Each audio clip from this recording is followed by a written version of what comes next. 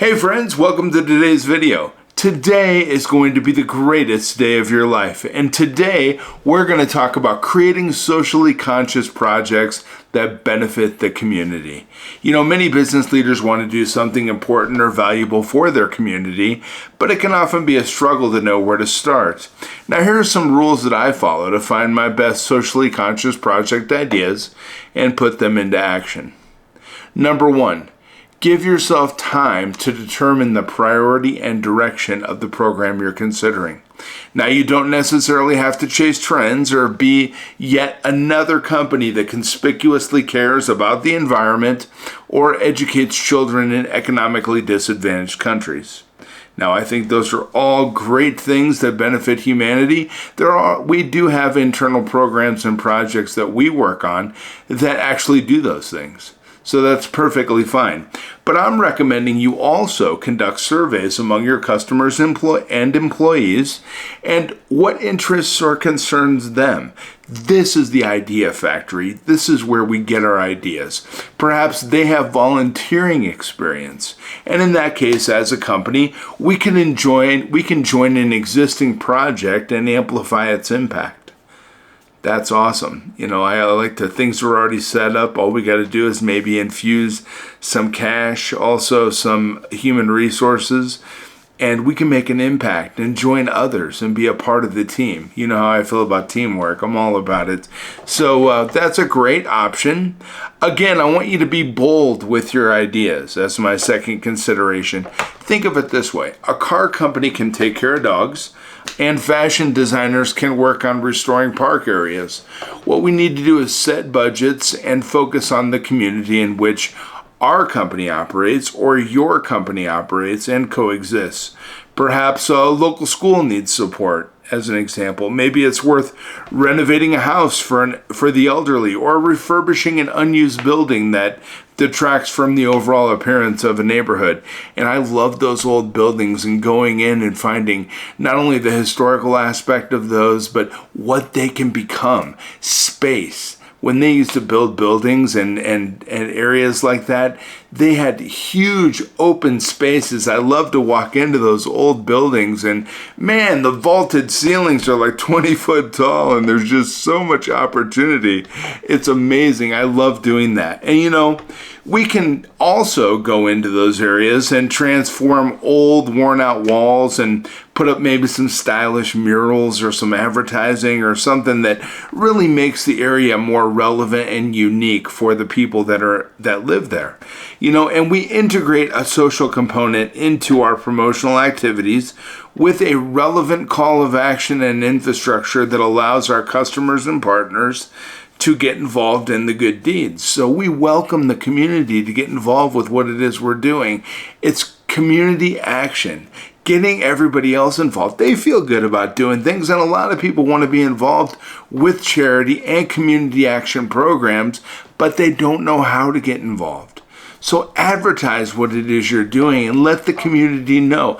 Tell them, hey, Vandergraph Worldwide's in town. We're going to refurbish this old building and turn it into a shelter for the homeless or an activity center for children. Or maybe something we're going to do is set up a community food bank that allows individuals to come in and actively spend on a credit system that allows them to maintain their individual integrity and also allows them to still be a human being, but go in and shop like everybody else because they're in a circumstance through no fault of their own and they need some assistance. Those are programs I love supporting and being a part of. You know what? The community will come behind you. They'll work with you and they'll help you to be successful. So advertise what it is you're doing. Let everybody know. You know, it's not always that we're advertising to get credit.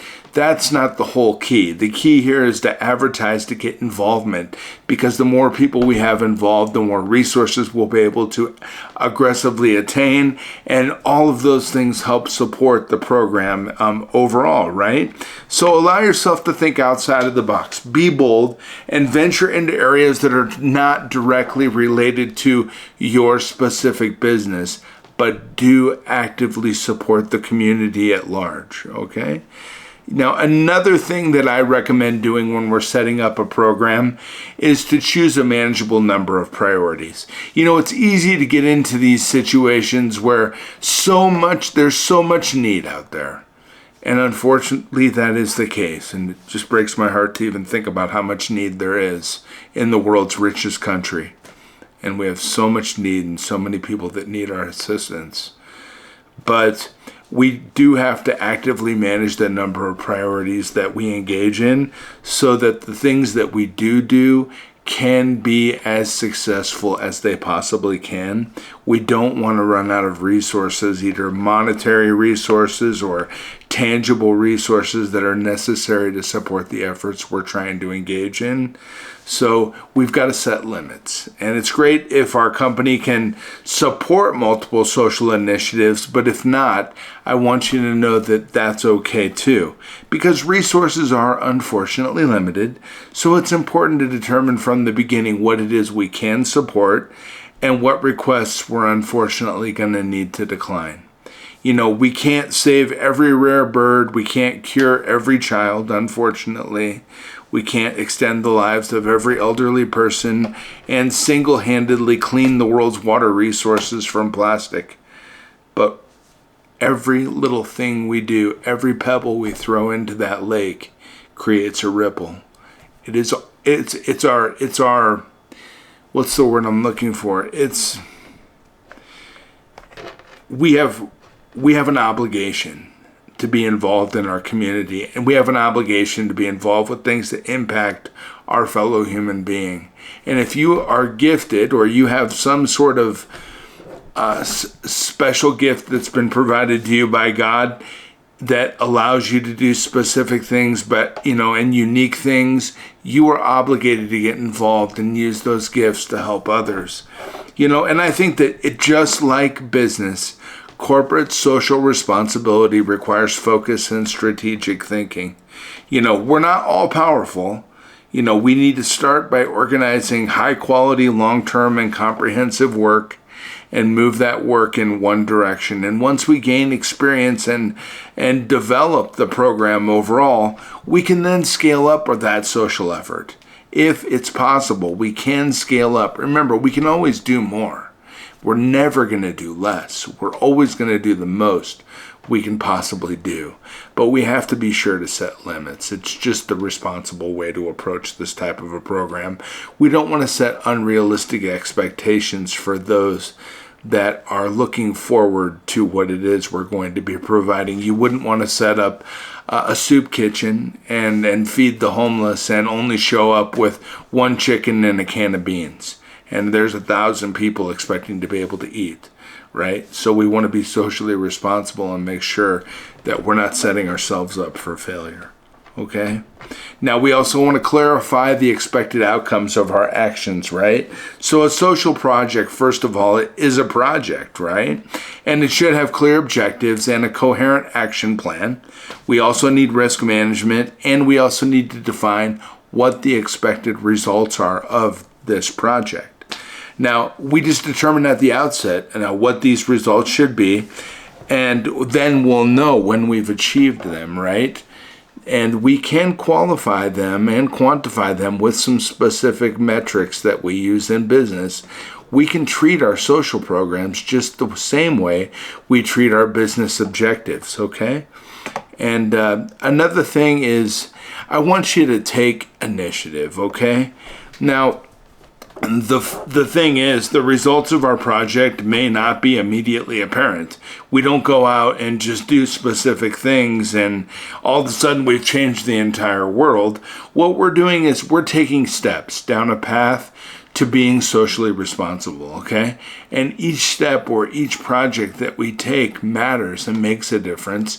We're planning for the long term. We're looking to make long-term changes that last. Not short-term impacts, that just go up in smoke like that.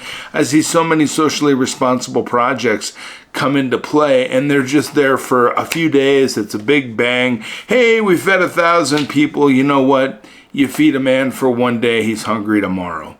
We want to teach people how to fish. We want to teach them how to live a successful life. So we want to make sure we set up objectives that are long-term, lasting, and still have that big impact, right? So, one of the things I think that's really important is that when we start noticing how things we've invested in are changing slowly, it's best to obtain feedback from others. Those that are benefiting from our assistance, we want to make sure that we get feedback from them. They're a customer. Treat them like they're a customer. They're valued. They're important. Is what we're doing impacting them? How is it impacting them? That way we can make a determination as to where to apply our resources moving forward. We need to be agile. We need to be able to make changes moving forward to keep our program relevant for those that we are attempting to serve, right? And I do believe that the principles that I've mentioned here will bring project to life and change lives of people or entire regions if we stay focused in what we are doing, okay? And I want to make sure that you put a plan in place as if it were a business objective you were attempting to accomplish. And then I want you to add the personal touch. And these programs need to be specific for those we're attempting to serve. We need to be soft-hearted, kind, and gentle with these people. And they may not always come across that way to us. That's completely irrelevant. They need to be treated with kid gloves, okay? We have to be gentle with them and caring and make sure that we maximize the potential of the resources we've been provided so we can sustain a lasting effort that will benefit people over the long term. Okay, and that's just some things that we think about when we're setting up socially responsible programs. As you attain your goals and as your success increases, it's good to start out just becoming a volunteer in some socially active programs. You don't have to always be the guy that's come up with the ideas, running the program. You don't always have to be the CEO to make a lasting impact. Sometimes a caring hand, a kind word, just being present is enough to make an impact for one. And you know what? Sometimes it's just that one person that needs you on that day, and you just happen to be in the right place at the right time. I guarantee you'll get a lasting internal effect from being involved in a social program as a volunteer, and it's as much of an impact as you get being the guy that's come up with the idea, is running the program or project, and is in a leadership role. We don't always have to be the leader to enact change, okay? And I want you to go out and try to get involved in some volunteer activities, okay? Successful people give of their time, of their finances, and of their resources to assist humanity in every way possible. You will make more money or have more success in your life by helping others than you will ever make or have by helping just yourself, okay? I want you to have a wonderful day, friends. I care about you. I believe in you. Thanks for spending this moment with me. I hope you have a fantastic day. I'll be back tomorrow with some great stuff, okay? Take care.